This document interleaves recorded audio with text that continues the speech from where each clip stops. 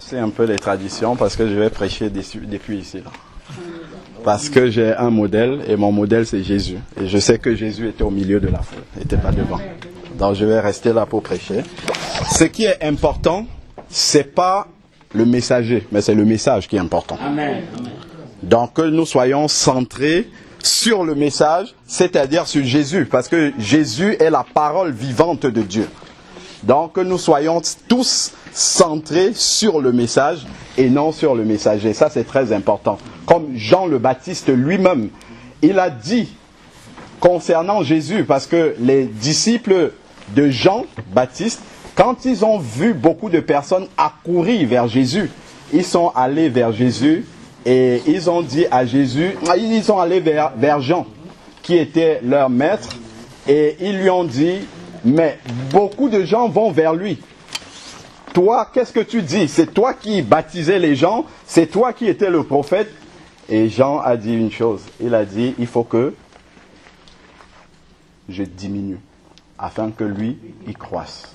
Quand on prêche la parole de Dieu, Jésus doit être très élevé et nous très très petits, très petits. Plus on est petit, plus Jésus est glorifié. Parce qu'un homme ne peut pas changer les personnes. La parole même d'un homme ne peut pas changer les personnes. Mais ce qui change les personnes, c'est la parole de Dieu.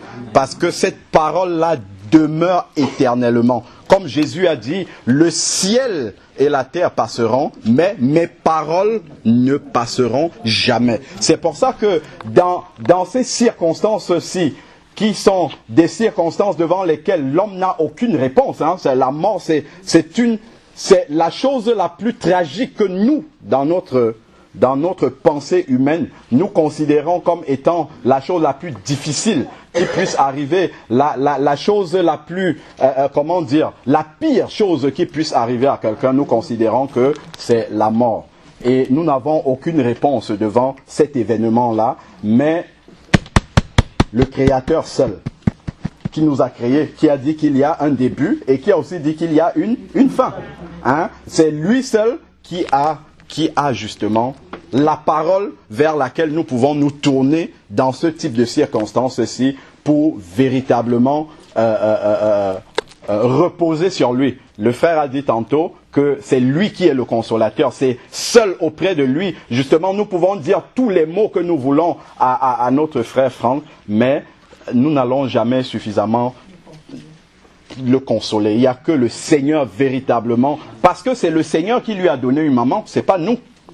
C'est le Seigneur qui lui a donné une maman, et c'est aussi le Seigneur qui a décidé de la reprendre en son temps. Donc il n'y a que le Seigneur véritablement qui peut parler un vocabulaire qui n'existe même pas dans nos bouches, et mettre ce vocabulaire-là directement dans le cœur de Franck, afin qu'il soit consolé. Prions le Seigneur. Seigneur Dieu Tout-Puissant, Père, nous voulons te bénir encore. Nous voulons te rendre grâce pour ces moments que tu nous donnes, pour ce privilège que tu nous donnes, Seigneur Père, de pouvoir partager ta parole. Éternel Père, viens maintenant, glorifie-toi au milieu de nous. Seigneur, tu vois les cœurs affligés, mais Père, c'est aussi toi qui es le consolateur. Tu es celui-là même qui est le Père des orphelins, Seigneur Père éternel. Nous te prions, Seigneur, que tu viennes et que tu sois présent au milieu de nous et que, au travers de ta parole, Seigneur Dieu, que tu accomplisses ce que tu avais prévu d'accomplir ce soir dans les cœurs. Père, je veux te bénir, je veux te rendre grâce au nom de Jésus-Christ. Amen. Amen. Bien-aimés, nous savons que dans un couple, déjà quand on parle d'un couple, ça suppose qu'il y a deux personnes. Il y a un homme et il y a une femme. Je ne parle pas des couples du nouveau siècle là. Je parle des vrais couples selon le français. Un homme et une femme. Parce que tout type de couple, c'est une abomination aux yeux de Dieu si ce n'est un homme ou une femme. Donc, alors, il y a un homme, il y a une femme qui constituent un couple. Donc, justement pour que le couple fonctionne normalement, il faudrait qu'il y ait le dialogue. C'est-à-dire que quand l'un parle, si une seule personne parle, il y aura un problème. L'autre personne va se sentir rabaissée écrasé. Mais lorsque une personne parle, l'autre répond, et ainsi de suite, là, le couple fonctionne en harmonie. Vous savez que Jésus, en fait, est l'époux et l'Église est l'épouse. Amen. Donc, cela veut dire que si nous parlons à Dieu, Dieu doit aussi nous parler. Nous sommes dans ce dialogue-là et Dieu parle par sa parole. Amen. Donc c'est pour cela que nous avons chanté des cantiques dont nous avons parlé à Dieu. Maintenant, le Seigneur veut également nous parler au travers de sa parole. Et nous savons également, puisque nous avons pris l'image du couple, nous savons que dans un couple, en fait, chacun ne peut pas faire comme il a envie de faire. On peut avoir ses idées à soi, mais on ne peut pas les mettre en application comme on les veut, parce qu'il faudrait que l'autre soit en accord. Mais là, nous sommes dans un couple assez particulier, parce que c'est Jésus, comme la Bible le dit, qui est la tête de l'Église. C'est lui qui est le chef. C'est lui qui est celui qui donne les directives, les commandements que nous devons suivre. Donc, si nous disons que nous entrons dans la présence de Dieu, nous ne pouvons pas faire ce que nous avons envie de faire. Nous sommes obligés de faire pour que ce que nous allons faire pour Dieu là soit recevable par lui. Nous sommes obligés de faire les choses conformément à sa parole. Si nous faisons les choses en dehors de la parole de Dieu, tout ce que nous aurons fait ici, ça sera bien pour nous, mais Dieu ne prend aucun plaisir à cela. Dieu n'est pas là-dedans, il est étranger. Vous savez, il y a un verset dans la parole de Dieu, c'est dans Apocalypse 3 au verset 20, où il est dit « Je me tiens à la porte et je frappe. Celui qui entend ma voix et ouvre, j'entrerai et je souperai avec lui et lui avec moi. » Souvent, on utilise ce verset-là pour les païens, mais en fait, ça s'adresse à une église, l'église de Laodicée. C'est-à-dire que on peut être sûr que nous sommes dans une connexion avec le Seigneur alors que le Seigneur est dehors. Il parle à une église. Le Seigneur est dehors et il cogne. Il cogne pour entrer dans l'église, pour parler. Pourquoi? Parce qu'on a mis Jésus à la porte. C'est quoi mettre Jésus à la porte? On peut être en train de chanter, on peut être en train de louer Dieu, mais Dieu est dehors. Jésus est à la porte. Il ne prend pas plaisir. Pourquoi? Parce qu'on fait les choses selon notre cœur, selon notre manière de voir les choses. Mais on ne prête pas attention à ce que le Seigneur, lui, il dit dans sa parole. Alors, je vais commencer par lire un verset et on va tout de suite comprendre pourquoi je l'ai cité. C'est dans Ecclésiaste 9 au verset 7. Pour ceux qui ont leur Bible, c'est après les psaumes.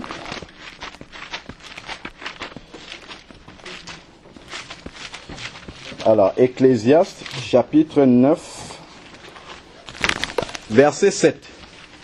Il nous est dit, je vais commencer à partir du verset 5. Les vivants, en effet, savent qu'ils mourront, mais les morts ne savent rien. Et pour eux, il n'y a plus de salaire, puisque leur souvenir est oublié. Leur amour, leur haine et leur jalousie ont déjà péri, et ils n'auront plus jamais aucune part à tout ce qui se fait sous le soleil. Ça a l'air un peu compliqué, mais c'est très simple. On a l'habitude de dire que les morts sont morts. Il dit ici dans ce verset, et ils n'auront plus jamais part à ce qui se fait sous le soleil. Si nous prenons, pour corroborer dans le Nouveau Testament, nous prenons Matthieu 8 au verset 22. Il y a quelque chose d'assez surprenant, parce que nous savons que Jésus est amour, hein? Mais il y a souvent des paroles de Jésus qui peuvent surprendre un peu. Alors, si je prends Matthieu 8 au verset 21 déjà. Un autre parmi les disciples lui dit, « Seigneur, permets-moi d'aller d'abord ensevelir mon père. » Mais Jésus répondit, suis-moi et laisse les morts ensevelir leurs morts. C'est quand même assez troublant. C'est quelqu'un que Jésus appelle à lui pour le suivre. Et il dit à Jésus, attends d'abord, je vais aller enterrer mon parent, ensevelir mon parent, puis ensuite je vais venir pour te suivre. Donc, il relègue Jésus au second plan. Il dit, la mort, c'est plus important pour moi. Je vais d'abord aller faire cela. Bien-aimés, ce que je suis en train d'essayer de nous dire, d'après la parole de Dieu, en fait, nous devons comprendre une chose, c'est que la parole de Dieu nous dit que quand quelqu'un est mort, il est véritablement mort et son souvenir est oublié. Par tradition, je sais que je vais choquer peut-être de ce que je vais dire, mais c'est la parole de Dieu. Par tradition, nous avons l'habitude de commémorer des morts. Nous avons l'habitude de faire des choses en mémoire des morts. Mais la Bible nous enseigne clairement que nous ne devons entretenir aucune relation avec les personnes qui sont disparues. Quand quelqu'un meurt, ça c'est entre les mains de Dieu. Donc nous ne devons plus rien faire en mémoire d'un mort. Parce que ça nous maintient en communion avec le mort. Et nous savons que c'est un esprit qui existe, l'esprit de mort. Donc, lorsque on se retrouve comme ça, je vais juste rectifier d'après la parole de Dieu pour ne pas faire ce que nous avons envie de faire, mais faire ce que Dieu veut que nous fassions, rectifier un petit peu le vocabulaire qui a été utilisé au début. C'est que si nous sommes réunis ici en mémoire de quelqu'un qui est mort, Dieu ne prend pas plaisir. Par contre, si nous sommes réunis ici pour parler de la parole de Dieu, c'est vrai, il y a un événement. Mais cet événement-là, en fait, Dieu l'utilise simplement pour nous rassembler autour de sa parole. Et ça, c'est plus important. Parce que quelqu'un qui meurt, c'est pas la chose la plus importante pour Dieu. Nous allons tous mourir, sans aucune exception. Mais ce qui est le plus important pour Dieu, c'est le message qu'il nous communique au travers la disparition de cette personne qui est partie. C'est pour ça que Dieu veut que nous nous ressentons. En fait, c'est un message. Comme la Bible nous dit qu'il vaut mieux aller dans une maison de deuil que d'aller dans une maison de festin. Pourquoi? Parce que dans la maison de deuil, on prend connaissance de la fin de tout homme. C'est Ecclésiaste qui le dit. Ce n'est que dans la maison de deuil qu'on se rend compte que, en fait, tous les jours, je cours dans une vie trépidante, je monte, je descends, mais un jour, tout cela va s'arrêter. Et je ne sais pas quand est-ce que ça va s'arrêter. Et c'est là où Dieu est sage. Parce qu'il ne nous a pas dit, il nous a caché cela. C'est pour ça que je disais tantôt que nous sommes impuissants devant la mort. Parce que Dieu nous l'a caché. Mais par contre, il y a une vérité que Dieu nous a laissé savoir. C'est qu'un jour, il y aura la fin. Dès qu'un enfant naît, nous savons, il a une date de naissance, mais nous savons aussi qu'il aura une date de décès. Si vous allez vous promener là, dans un cimetière, vous allez voir toujours les dates. Il y a deux dates souvent séparées par un tiret. La date de naissance, mais la date de la fin aussi. Donc nous tous, si Jésus ne revient pas avant, nous avons une date où il va falloir partir. Donc le pire, ce n'est pas de partir. C'est pour ça que je disais tantôt que dans notre imagination, nous pensons que la pire chose qui puisse arriver à quelqu'un, c'est qu'il meure. Non, ce n'est pas la pire chose. Ah, on m'a jamais dit ça. Je n'ai jamais entendu ça. Je pensais que la pire chose, c'était la mort. C'est ce que certains d'entre nous sont en train de se dire dans leur tête. La pire chose qui puisse arriver à quelqu'un, c'est effectivement de mourir, mais de mourir en étant séparé de Dieu. C'est la pire chose qui puisse arriver. Pourquoi? Parce que la Bible nous dit en Hébreux 9 au verset 27, il est réservé aux hommes, à tous les hommes, quand je dis hommes, c'est avec grand H, donc même les femmes sont concernées, de mourir une seule fois. Après quoi vient le jugement. C'est immédiat. Donc, si vous avez l'occasion d'assister là, dans la rue, la voiture bouscule quelqu'un, à l'instant même où le cœur de la personne arrête de battre et que son activité cérébrale s'arrête, il y a un jugement éternel qui est prononcé. C'est ce que la parole de Dieu nous dit. soit la personne va retrouver le Seigneur dans le ciel, s'il était en communion avec le Seigneur, et puis on va voir qu'est-ce que ça veut dire être en communion avec le Seigneur, mais s'il ne l'était pas, c'est trop tard. C'est de notre vivant que nous devons nous réconcilier avec Dieu. C'est pas après la mort. Après, à l'instant même, comme je disais, où le cœur s'arrête de battre et que l'activité cérébrale s'arrête, c'est déjà trop tard.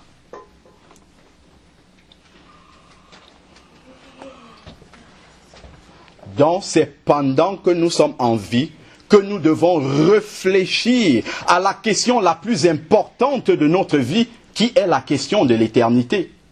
Mais c'est assez, surprenant de voir avec quelle insouciance les hommes, avec grand H encore, négligent la question de l'éternité.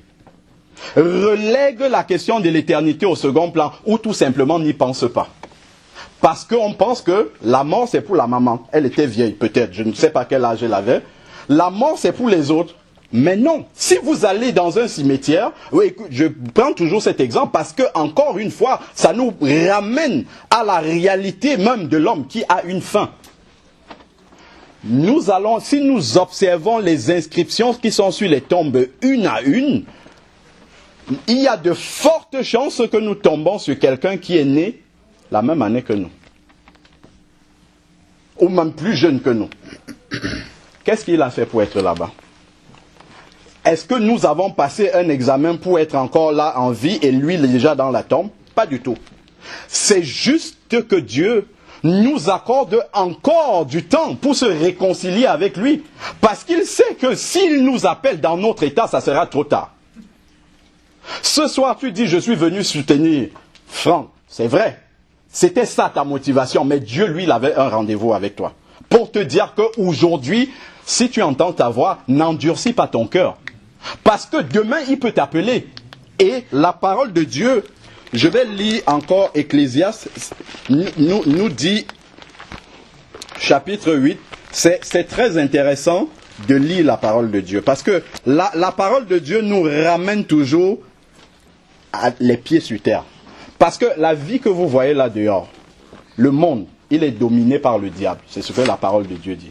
Et le diable travaille parce qu'il sait là où lui va. Le diable est condamné pour passer l'éternité en enfer. Et il veut que tous les hommes qui sont sur la terre aillent avec lui là-bas. Donc il va tout faire pour nous occuper, pour nous donner toutes sortes de soucis, pour que nous n'ayons pas le temps mental disponible pour penser à la question fondamentale même de notre vie, qui est la question, où est-ce que je vais passer l'éternité? Si Dieu m'appelle aujourd'hui même, les gens vont s'asseoir, ils vont se lamenter parce que je suis parti. Mais la question pour moi, ce n'est pas de savoir. On voit des gens qui vont dans des funérariums pour commencer à payer pour que leurs obsèques se passent bien. C'est bien, c'est bien. Ça va soulager ceux qui vont rester. Mais entre-temps, est-ce que toi qui vas prendre justement, commencer à financer tes obsèques, ça va bien se passer. Mais toi, où est-ce que tu seras? Vous savez, vous pouvez avoir des obsèques internationales. Je prends l'exemple typique, je n'en sais rien, je le dis simplement comme ça. Nelson Mandela, c'est quelqu'un d'extraordinaire qui a fait plein de belles choses, qui a eu des obsèques comme je ne sais pas si un autre être humain sur la terre aura ce type d'obsèques. Mais laissons-nous nous rappeler que s'il n'était pas en communion avec Dieu, ça ne va pas influencer la décision de Dieu. Pas du tout. Ça, c'est la vérité. Ça ne va jamais, le fait qu'on ait des funérailles extraordinaires ne va jamais influencer la décision de Dieu sur le fait que nous allions au paradis ou bien que nous descendions en enfer. C'est de notre vie, là, pendant notre pèlerinage, comme on a chanté tout à l'heure, terrestre, qu'il faut prendre cette décision. On décide soi-même, soit d'aller au ciel, soit d'aller en enfer. Pourquoi? Parce que la décision de se réconcilier avec Dieu nous appartient. Je peux être, imaginons j'étais même un frère, même si j'étais siamois, c'est-à-dire frère jumeau avec quelqu'un, nous sommes collés par une partie du corps. Je peux accepter Jésus et mon siamois, pas du tout. C'est une décision personnelle. Nous pouvons chanter des cantiques chrétiens, nous pouvons réciter des prières. Mais ça ne fait pas de nous quelqu'un qui connaissons Dieu. Si vous rencontrez deux personnes qui marchent ensemble dans la rue, ça suppose que quelque part, ces personnes-là ont dû d'abord se rencontrer et faire chemin ensemble.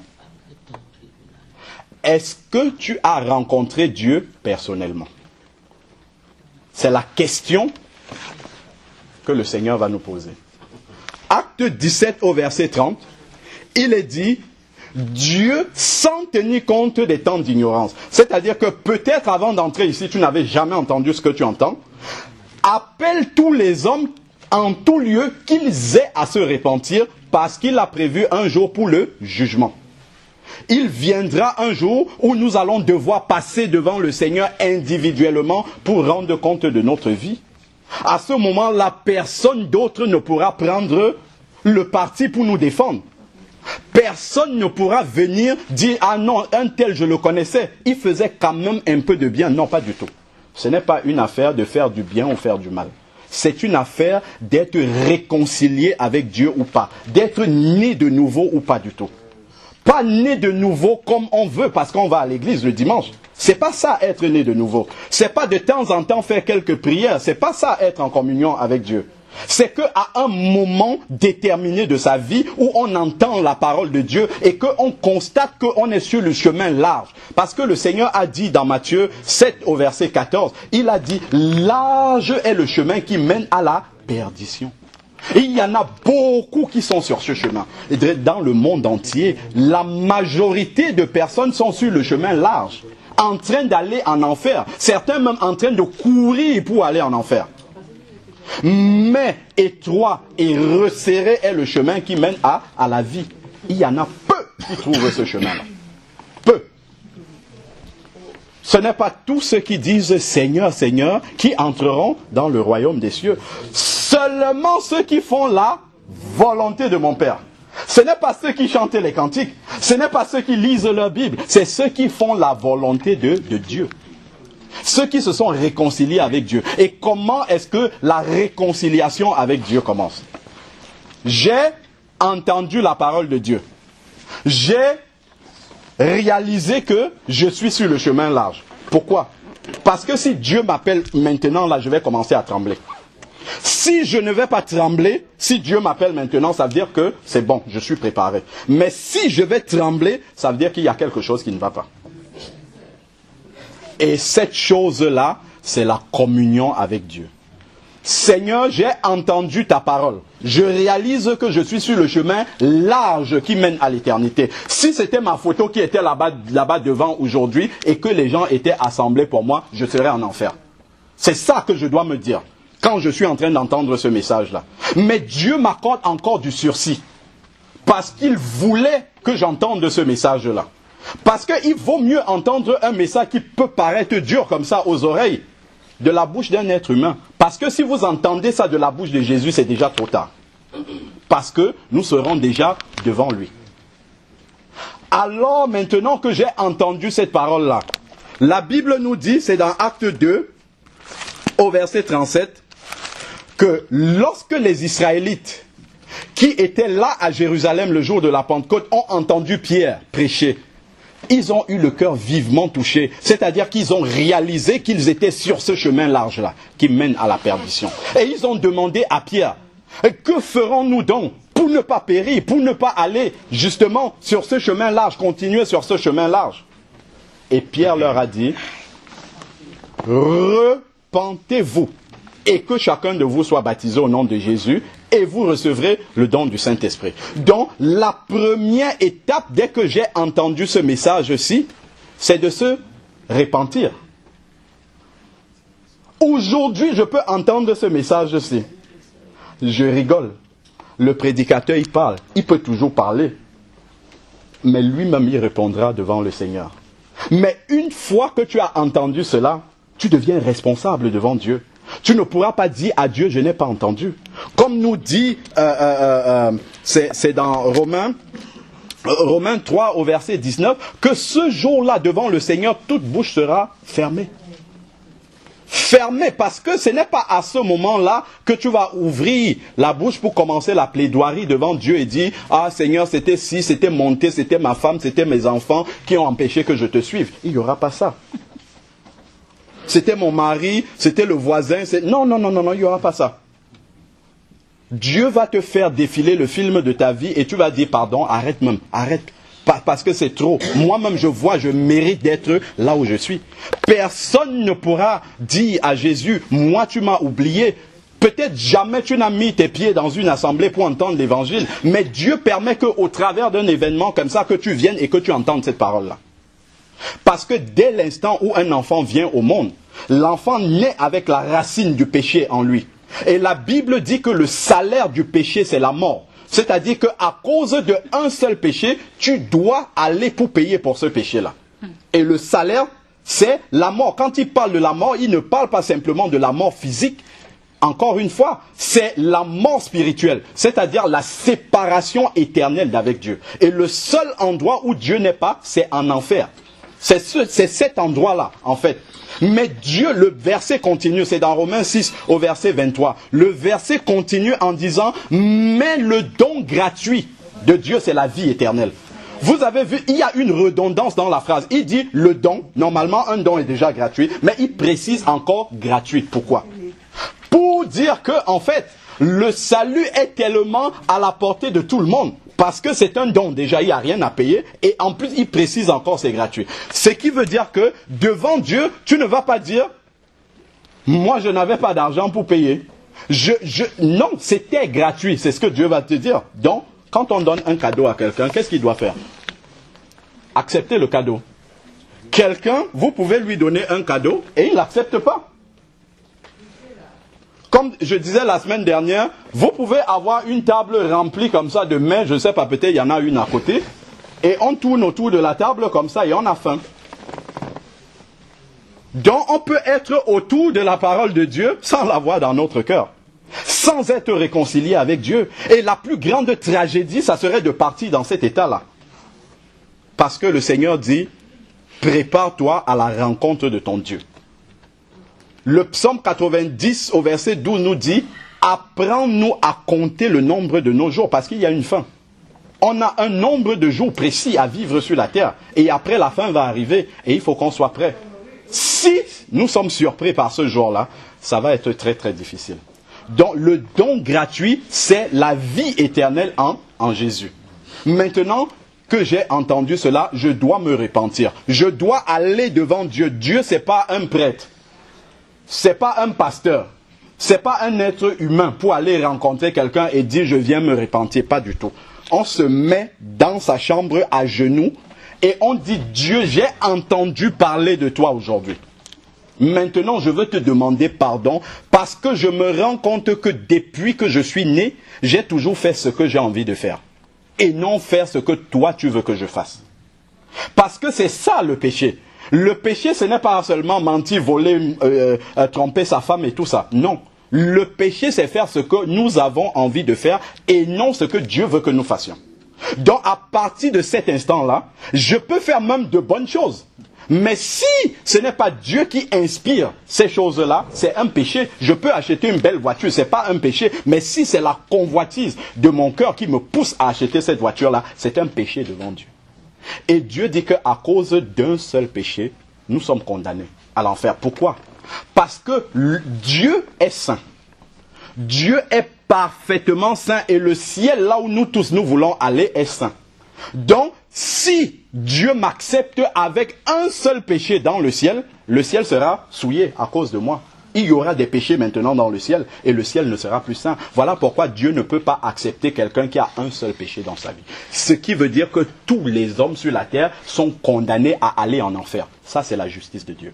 Mais le Seigneur ne veut pas cela. C'est pour ça qu'il a envoyé son Fils unique mourir à la croix. Et c'est gratuit. Je reprécise encore cela. C'est gratuit. Si on vous donne un héritage, il faut l'accepter pour pouvoir en jouir.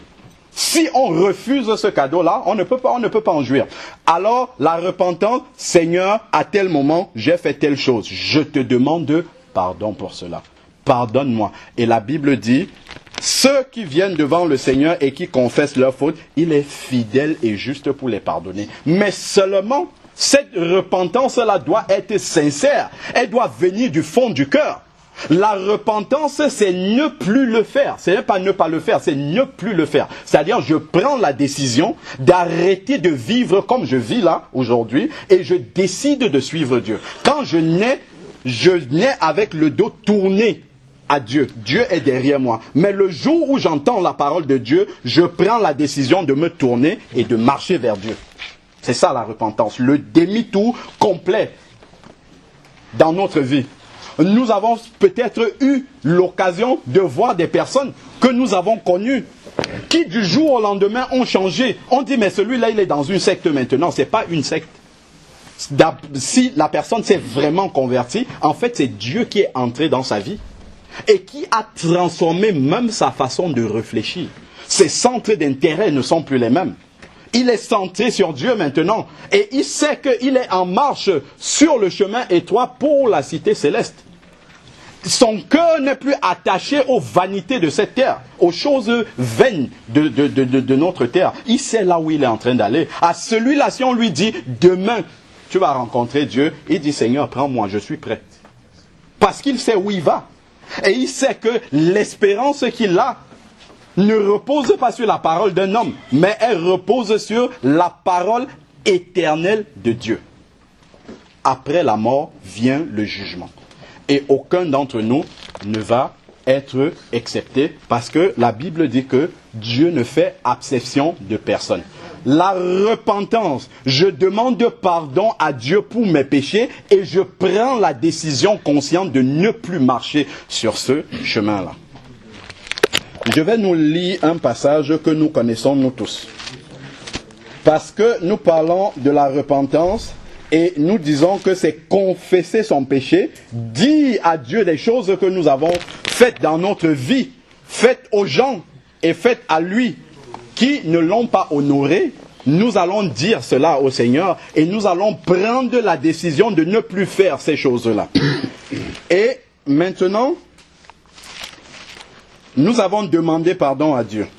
Nous avons dit que si nous demandons pardon à Dieu, il est fidèle et juste pour nous pardonner. C'est ce que la parole de Dieu dit. Si je viens sincèrement devant Dieu, je lui demande pardon pour mes fautes, il va me pardonner. Mais il y a quelque chose quand même dans la Bible qui est très très important à souligner. Et nous tous, nous connaissons ça. Je ne suis pas sûr qu'il y ait une seule personne ici qui ne connaisse pas ce passage-là.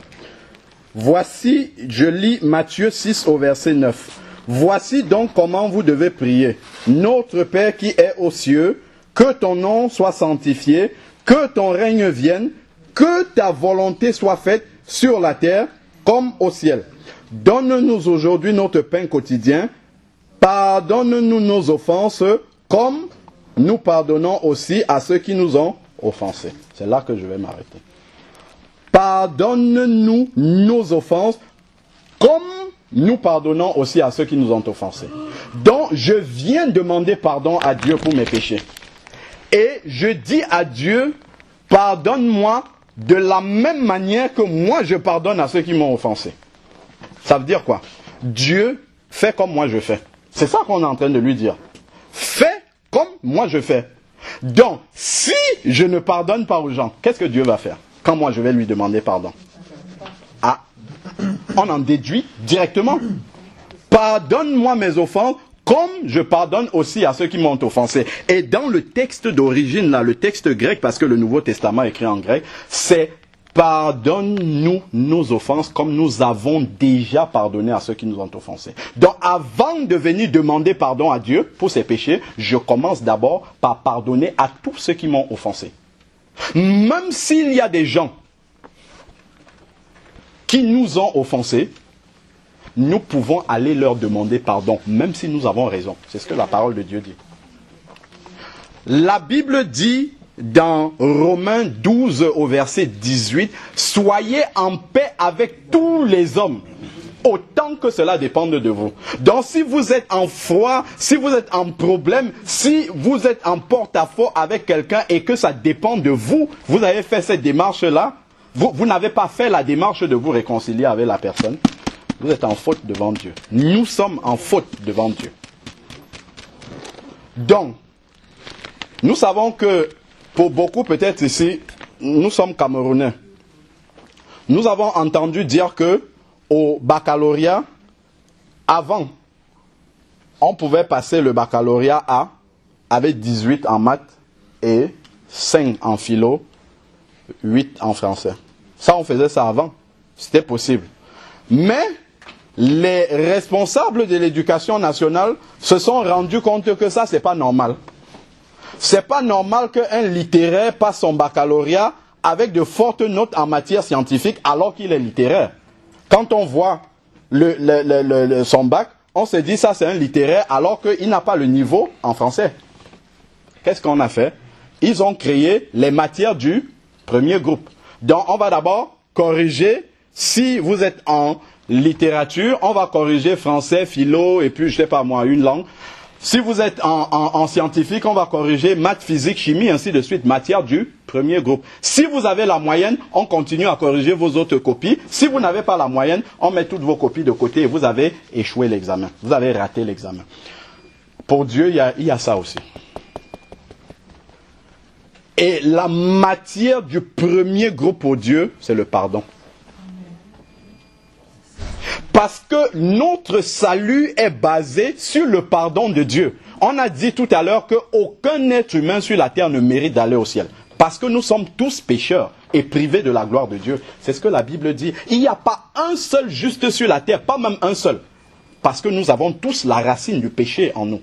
Donc c'est parce que Dieu a décidé volontairement de nous pardonner que nous pouvons prétendre d'aller au ciel. Est-ce que Dieu qui nous a pardonné, nous maintenant, nous allons refuser de pardonner aux personnes qui nous ont offensés? Pas du tout. Matière du premier groupe. Regardons, il y a une autre image. Lorsque nous allons dans un supermarché, nous faisons des courses. Nous mettons ces courses-là dans le caddie. Ensuite, nous passons à la caisse. La caissière va retirer nos articles un par un et elle va poser sur son tapis pour les scanner. Vous savez ce que Dieu va faire? Dans notre vie, là, nous avons beaucoup de choses dans notre caddie. Quand nous allons arriver devant Dieu, il vaut mieux s'être repenti de tout déjà. Comme ça, notre caddie sera vide. Mais, si nous arrivons avec des effets dans notre caddie, Dieu qui est assis là à la caisse, qu'est-ce qu'il va faire? Il va regarder dans notre caddie, il va d'abord prendre le pardon et il va poser sur sa caisse et il va scanner. De la même manière que l'examinateur au baccalauréat prend d'abord les feuilles, les matières du premier groupe et regarde si vous avez la moyenne, la même chose pour Dieu, il prend d'abord le pardon, il pose devant lui. Si vous avez échoué là-dessus, ce n'est même pas la peine de continuer. Parce que ça veut dire que Dieu ne vous a pas pardonné. Vous avez passé le temps à demander pardon à Dieu, mais vous n'avez pas pardonné à ceux qui vous ont offensé. Donc, Dieu ne vous a pas pardonné tout simplement. On peut faire tout ce qu'on veut. On peut demander aux gens de prier après que nous soyons morts toute la vie, ça ne va rien changer. Notre destination éternelle est fixée déjà par le manque de pardon. Le manque de pardon, c'est quelque chose d'essentiel, de fondamental. Je vais nous lire une parabole de Jésus par rapport au pardon. C'est dans Matthieu 18. Nous allons lire cela et je pense que plusieurs d'entre nous, nous allons nous reconnaître là-dedans. C'est écrit, le serviteur impitoyable, Matthieu 18, verset 23. C'est pourquoi le royaume des cieux est semblable à un roi qui voulut faire rendre compte à ses serviteurs. Quand il se mit à compter, on lui en amena un qui devait 10 000 talents. Il devait 10 000 talents à son maître. C'est l'équivalent de 5 millions d'euros aujourd'hui. Il devait 10 000 talents à son maître. Comme il n'avait pas de quoi payer, son maître ordonna de le vendre. Lui, sa femme et ses enfants, et tout ce qu'il avait, et de payer la dette. Ça, c'est la sentence que son maître voulait faire. Le vendre avec toute sa famille, pour que l'argent de cette vente-là permettre de rembourser la dette de 5 millions d'euros qu'il lui devait. Alors, qu'est-ce qui se passe? Le serviteur se jeta aux pieds, à terre, se prosterna devant lui et dit, « Seigneur, prends patience envers moi et je payerai tout. » Comment est-ce que le patron de ce serviteur-là a réagi? Touché de compassion, le maître de ce serviteur le laissa aller et lui remit sa dette. Parce qu'il a été touché de la manière dont le serviteur s'est jeté à ses pieds et a dit, pardonne-moi, je travaillerai, je vais te rembourser la dette. Il a dit, c'est bon.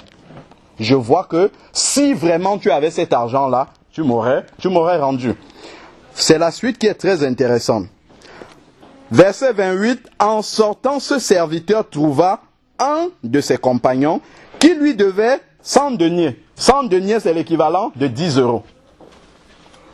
Son maître, il devait 5 millions d'euros à son maître et il retrouve justement quelqu'un qui lui doit 10 euros. Qu'est-ce qu'il va faire? Il le saisit et le serrait à la gorge en disant, « Paie ce que tu me dois. » Son compagnon se jeta à ses pieds comme lui l'avait fait et le suppliait disant, « Prends patience envers moi et je te paierai. » Mais lui ne voulut pas. On lui a remis là une dette de 5 millions d'euros. Il rencontre quelqu'un qui lui doit 10 euros. Il dit, je n'accepte pas. Rends-moi mes 10 euros. Il alla se jeter, il alla le jeter en prison. Celui qui devait 10 euros là. On est allé le jeter en prison.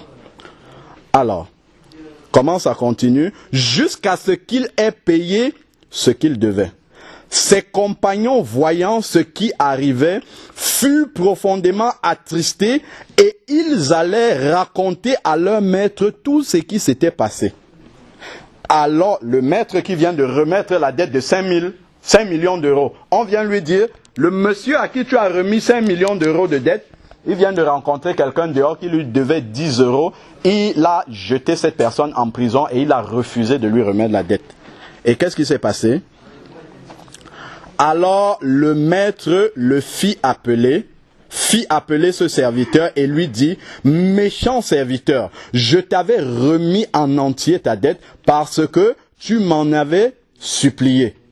Ne devais-tu pas avoir pitié de ton compagnon comme j'ai eu pitié de toi ?» Et son maître irrité le livra au bourreau jusqu'à ce qu'il ait payé tout ce qu'il devait. Voilà la conclusion de Jésus par rapport à cette histoire. C'est ainsi que ton Père Céleste, c'est ainsi que mon Père Céleste vous traitera si chacun de vous ne pardonne pas à son frère de tout son cœur. Dans cette histoire-ci, le maître, on a bien compris, c'est Dieu. Dieu, lorsque nous lui demandons pardon, nous remet, lorsqu'il nous pardonne nos péchés, il nous remet une dette qui dépasse sûrement les 5 millions d'euros. Si on dit qu'un péché vaut 1 euro, comptez un peu le nombre de vos péchés. Comptons. Avec la bonne définition biblique du péché, la définition biblique, c'est je fais ce que je veux et non ce que Dieu veut. Le premier et le plus grand des commandements, on a demandé à Jésus, il a dit, tu aimeras le Seigneur ton Dieu de tout ton cœur, de toute ton âme, de toute ta pensée. Donc, chaque minute où toute ta pensée n'est pas centrée sur Dieu, tu es en train de pécher. Dieu va compter cela. Donc, ça dépasse largement les 5 millions d'euros. Maintenant, mon frère, ma soeur qui m'a offensé, elle m'a fait quelque chose de ponctuel. Je ne sais pas ce qui est arrivé entre nous, mais elle me doit 10 euros seulement. Et moi, je lui dis, je ne te remets pas ta dette, je ne te pardonne pas, je ne te parle plus. C'est comme ça que nous agissons. Et pourquoi nous agissons comme ça? Parce que dans ce texte-ci, comment est-ce que nous l'appliquons dans notre vie? Nous inversons les sommes. Nous pensons que le salut que Dieu nous a donné, le pardon de nos péchés, ça vaut 10 € seulement. Nous n'avons pas péché, nous n'avons pas fait grand chose au Seigneur. Ça vaut seulement 10 €. Mais par contre, ma sœur là, à qui je ne veux plus parler, mon frère à qui je ne veux plus parler, lui, la chose qu'il m'a fait, je suis tellement énervé que ça vaut 5 millions d'euros. C'est ce que nous pensons. Donc, nous avons inversé les sommes. Mais si nous arrivons avec cette compréhension des choses devant Dieu, nous allons avoir la plus grande surprise de notre existence et ça sera trop tard.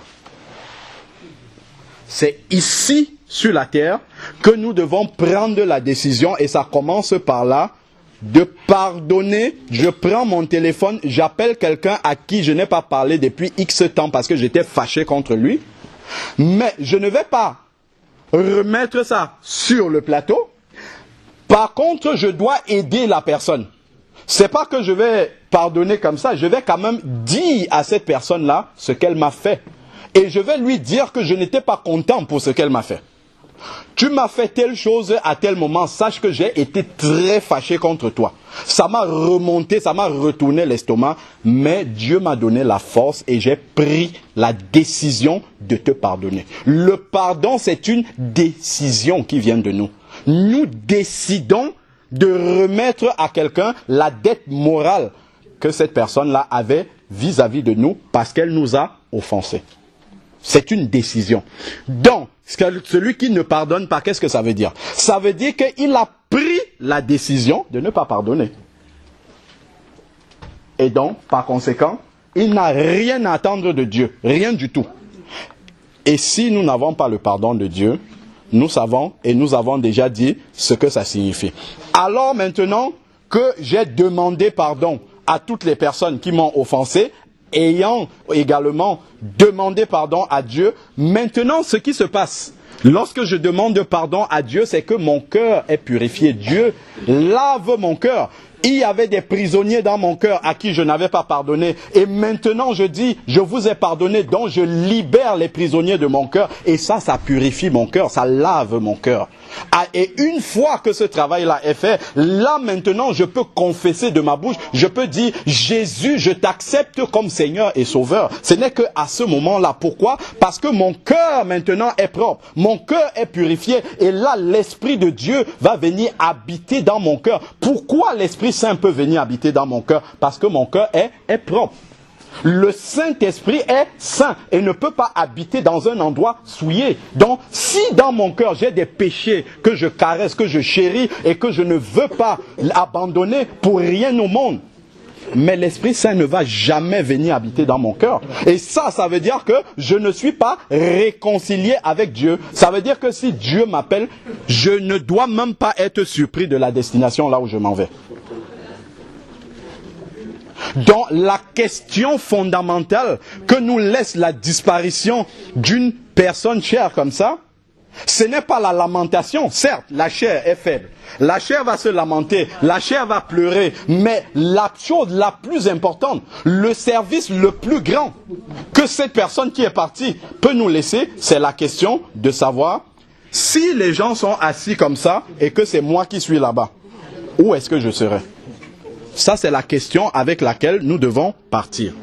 Et lorsque nous partons comme cela, nous sommes responsables devant Dieu. Naître de nouveau, c'est le mot-clé.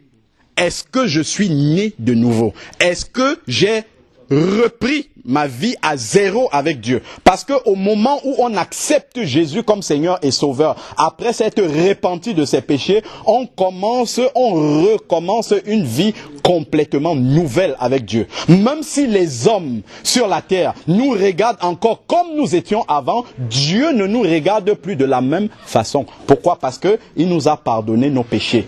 Il nous regarde comme quelqu'un qui n'a jamais péché. Et ça, c'est le plus grand de tous les miracles. D'un pécheur que j'étais, je deviens tellement juste devant Dieu, pas par mes mérites, par le mérite de Jésus qui est mort à la croix. Je deviens tellement juste devant le Seigneur que lui peut m'accepter dans le ciel. Quand je regarde tout ce que j'ai fait dans ma vie, quand je regarde toutes les personnes que j'ai offensées, je me rends compte de la miséricorde de Dieu. Que Dieu puisse accepter un fornicateur comme moi. dans son ciel. Qu'il puisse accepter un menteur comme moi, un voleur comme moi, je ne sais pas moi, un adultérin comme moi dans le ciel. Je dois me rendre compte à quel point Dieu est miséricordieux. Et ce n'est que la grâce de Dieu. Amen. Nous savons une chose.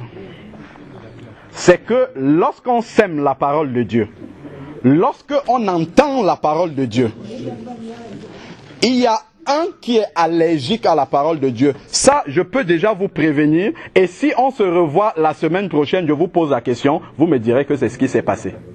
C'est que dès que vous allez sortir de là, il y a un qui va venir enlever tout ce que vous avez entendu là. Il va enlever ça. Directement. C'est ce qui va se passer là. Peut-être même dès qu'on va manger là. Si on pose la question, qu'est-ce qu'il a dit?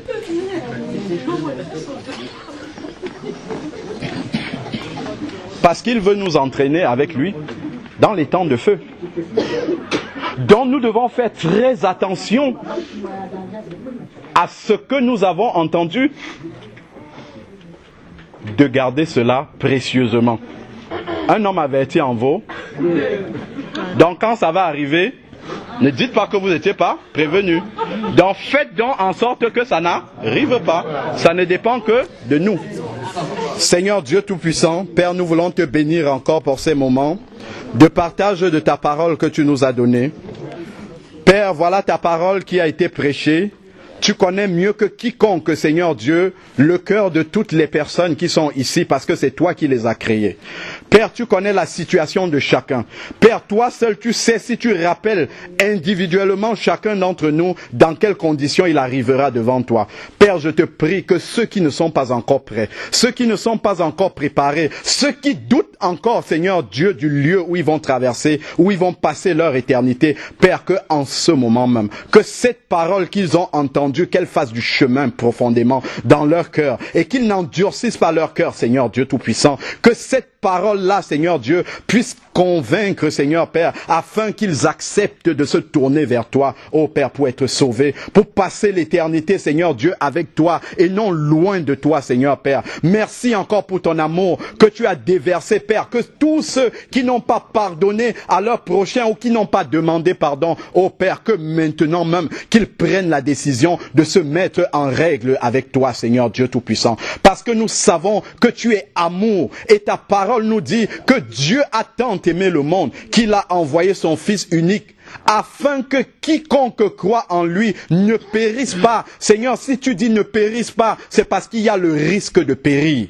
ô Père éternel, mais qu'il ait la vie éternelle. Seigneur, que chacun d'entre nous, dans cette salle, Seigneur Dieu Tout-Puissant, dans ce lieu, ô Père, Seigneur Père, puisse se retourner vers toi afin d'avoir la vie éternelle et vivre d'une façon qui te glorifie. Père, que chacun se détourne de sa vie passée, de sa vie mondaine et se tourne pour vivre avec toi, ô Père, pour l'éternité. Père, nous te bénissons encore au nom puissant et glorieux de Jésus-Christ. Amen. Amen.